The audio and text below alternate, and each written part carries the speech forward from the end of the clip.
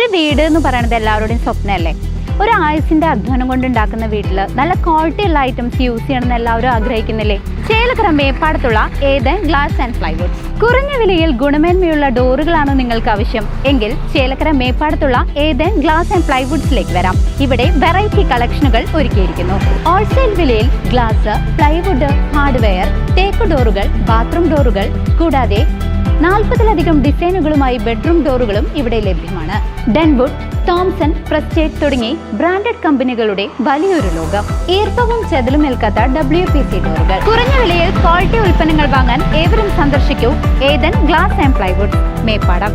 ഒറ്റപ്പാലത്ത് ജാർഖണ്ഡ് സ്വദേശിയെ മദ്യക്കുപ്പി കൊണ്ട് കഴുത്തിൽ കുത്തേറ്റ നിലയിൽ കണ്ടെത്തി.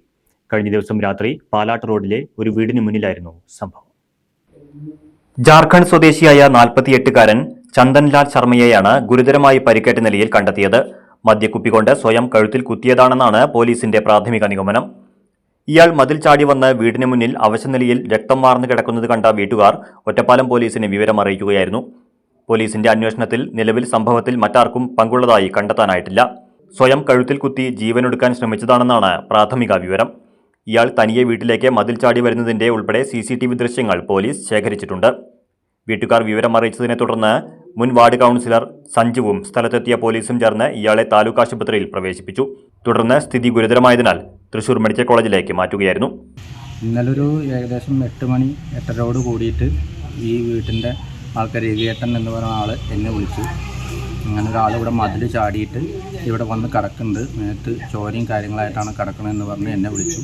മുൻ കൗൺസിലർ എന്ന നിലയ്ക്ക് ഞാൻ വിളിച്ചു. ഇവിടെ വന്നപ്പോൾ ആൾ അവരുടെ വീട്ടിൽ വാടക വീട്ടിൽ സിറ്റ് ഔട്ടിൽ ആൾ കിടക്കുകയാണ്, ചോരയിൽ പ്രളയമായി കിടക്കുന്നു. അപ്പോൾ ഉടൻ തന്നെ കൗൺസിലറെ കൊണ്ട് പോലീസിനെ വിളിപ്പിച്ചു. ഇവരും വിളിച്ചിരുന്നു. അവർ വന്നു. ഞങ്ങൾ ആംബുലൻസ് വിളിച്ച് ഗവൺമെൻറ് ഹോസ്പിറ്റലിലേക്ക് കൊണ്ടുപോയി. കഴുത്തിനാണ് കുത്ത്, ഗുരുതരമാണ് പരിക്ക് എന്ന് പറഞ്ഞപ്പോൾ ഒറ്റപ്പാലം ഗവൺമെൻറ് ഹോസ്പിറ്റലിൽ നിന്ന് തൃശ്ശൂരിലേക്ക് മാറ്റി. അദ്ദേഹത്തെ മുന്നേ കണ്ടിട്ടും ഒന്നുമില്ല, ഇവിടെയുള്ള ആളല്ല. പേഴ്സിൽ നിന്ന് ഒരു ID കാർഡ് കിട്ടി.